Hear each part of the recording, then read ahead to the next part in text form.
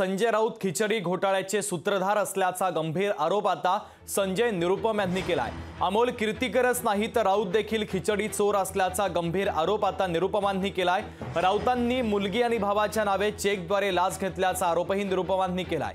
राऊतांना ईडीने तात्काळ अटक करण्याची मागणी आता त्यांनी केली आहे। उद्धव ठाकरे सीएम असताना घोटाळा झाल्याचा गंभीर आरोपही संजय निरुपम यांनी केलेला आहे।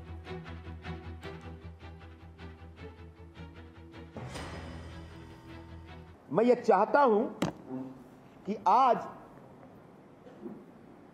ईडी वाले जो छानबीन कर रहे हैं उस छानबीन का जो पूरा एम्बिट है उसको थोड़ा फैलाएं और यहां के उम्मीदवार के साथ साथ सह्याद्री रिफ्रेशमेंट ने जो घोटाले किए हैं उस घोटाले के लिए संजय राउत को गिरफ्तार किया जाए, क्योंकि मुख्य सूत्रधार मेन किंगपिन वही है इस घोटाले के।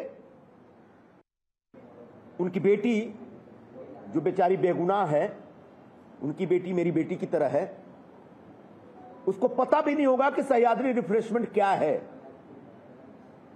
उसने शायद सालुंखे को कभी देखा भी नहीं होगा। लेकिन एमवीए और इंडिया अलायंस के जो पूरे संयोजक बनते हैं महाराष्ट्र में, ऐसे संजय राउत जी ने अपनी बेटी जिसका नाम है विदिता संजय राउत, उसके नाम पे चेक से रिश्वत ली है।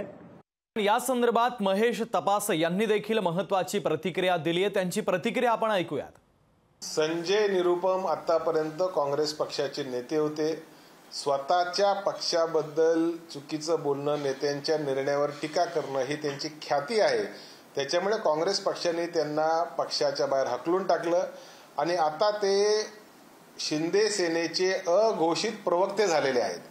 त्यांनी बिनधास्तपणे अशा प्रकारच्या घोषणा करून महाविकास आघाडीच्या नेत्यांना टार्गेट करण्याचं काम सुरू केलेलं आहे आणि खऱ्या अर्थाने शिंदे सेनेचे ते अघोषित प्रवक्ते झाले आहेत। लोकशाही मराठी ऐका, पहा, जागरूक रहा।